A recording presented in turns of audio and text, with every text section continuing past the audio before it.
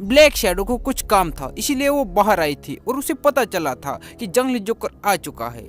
और फिर वो सिंघम को कॉल लगाती है और सब कुछ बताती है। सिंघम, तुम्हें आज से तुम्हारा अच्छे से ख्याल रखना है, क्योंकि जंगली जोकर आ चुका है और जंगली जोकर तुम्हें ही ढूंढ रहा है।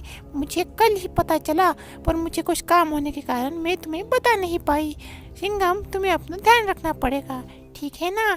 चलो तब मैं कॉल रखती हूँ। ऐसा कह करके ब्लैक शैडो कॉल रख देती है और फिर बबली ने सिंघम को खाने पे बुलाया था और वो जा ही रहा था कि उसके सामने जंगली जोकर आकर के खड़ा हो जाता है।